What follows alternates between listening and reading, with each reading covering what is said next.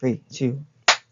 Hello, everybody. My name is Finn, and welcome back to another video. Today we have a new video essay, a topic. I've been talking about this for a few weeks. Sorry about the whole 2 weeks off thing. Um, I did do a video last week, but for reasons that I won't go over, and in this video, I took it down. I won't really go over that in this video, because it's more personal reasons than um, reasons from friends. But I won't go over that in detail. So let's begin. Today we are talking about the aromantic spectrum, which, like the asexuality spectrum, is pretty fucking big. So let's go. Starting with aromantic and agoromantic. Uh, Basically, I just went down the wiki, which is funny. So, starting with our main one, let's see this. We got aromantic. Aromantic is essentially the same as asexual, but they experience no romantic attraction rather than sexual attraction. Um, yeah, I'm not asexual. I mean, aromantic. I actually am demi-romantic, so I'm still on the spectrum, but different part of it. Then we have agoromantic, which is like agosexual, where they don't experience romantic attraction, but they enjoy the concept of romantic attraction. So like they can get behind like reading a romance book, they can find enjoyment in that, but they don't actually experience that same romantic attraction. And then we have apothosexual. This is the flag. Oh my god, a kitty is broken into my room. I'm just gonna try to ignore him for a minute. So, apothosexual, I wrote apothosexual, fuck. Shoot. Apothoromantic. I don't know why I wrote apothosexual, but apothoromantic, they do not enjoy the idea of romantic attraction, and they do not experience any romantic attraction. Basically, they don't, they're basically the opposite of agoromantic in the sense that they still don't experience romantic attraction, but they also don't enjoy the idea of romantic attraction. It's not appealing to them at all. And then we have Aeroflux is basically their romantic orientation cannot be dictated as any one on the aromantic spectrum, but because their orientation fluctuates along the aromantic spectrum, so it's different all the time. Next, autoromantic and ballast romantic. So, autoromantic, like autosexual, is people who only experience romantic attraction to themselves. And then we have ballast romantic, where they don't experience like romantic attraction, but they have interests in things that are considered traditionally romantic things. But yeah, that was all I could find on the wiki. Cubioromantic. They do not experience romantic attraction, but they desire a romantic relationship. So like they have the desire for one. So like they could see somebody and form like a pseudo crush on somebody, but they don't actually form any real romantic attraction for them. But depending on what their sexual orientation is, they could still form a sexual attraction to somebody. Just depends on that one. And then we have demi-romantic, which is what I am. It's only people who it's people who only experience romantic attraction to people they have a deep emotional connection with. Same as demisexual.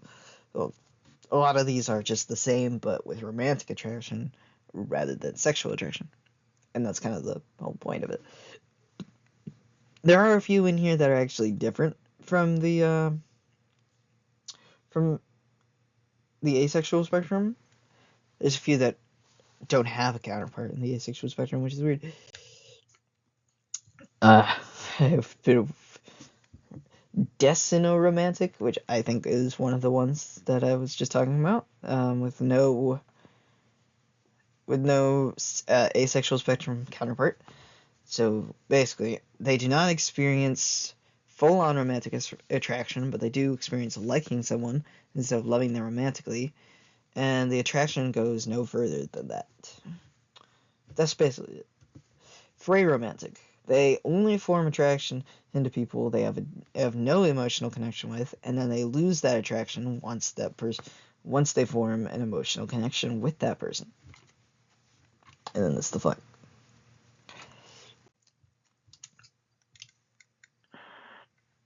Then we have gray romantic and litho romantic.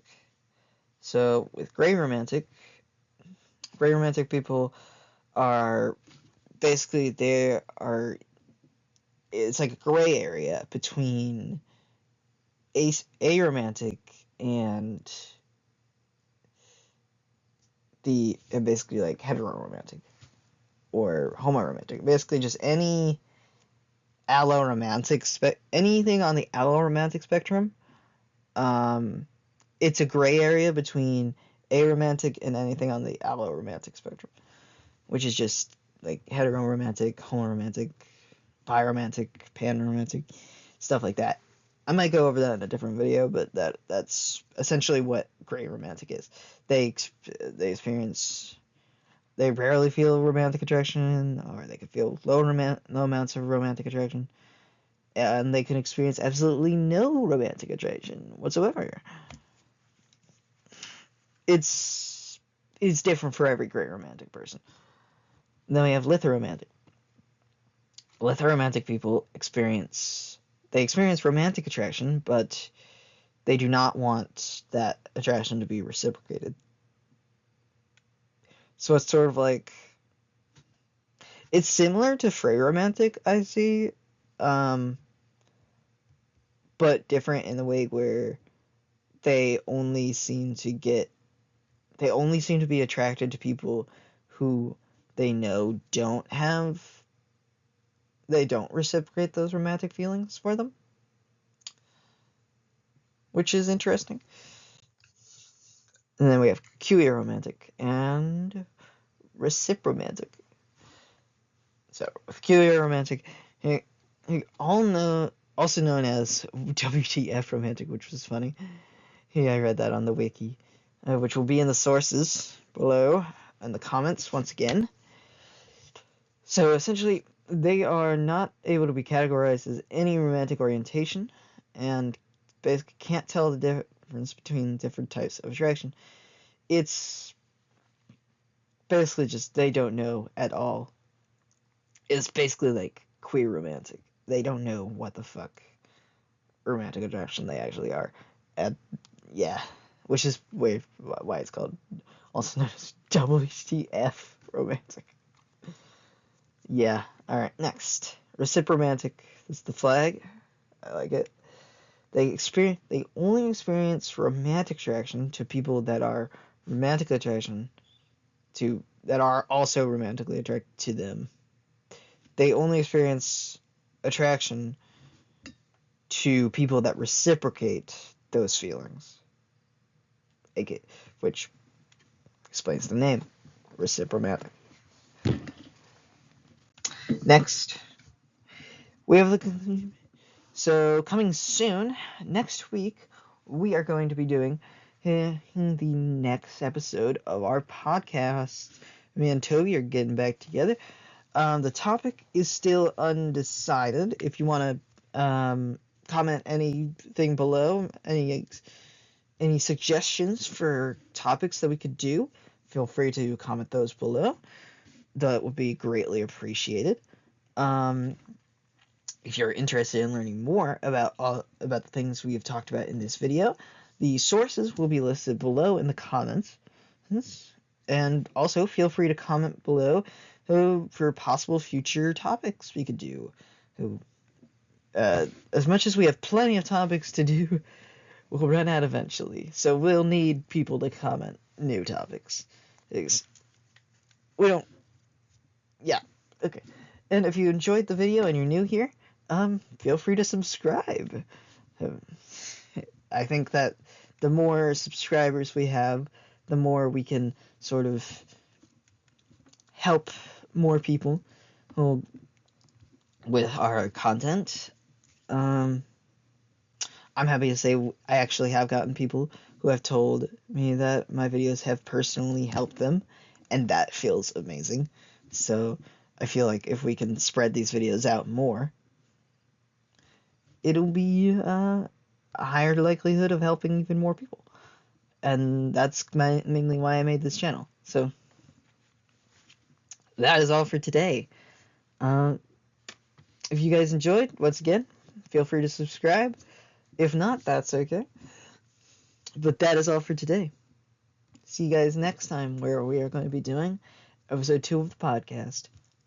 See you guys later.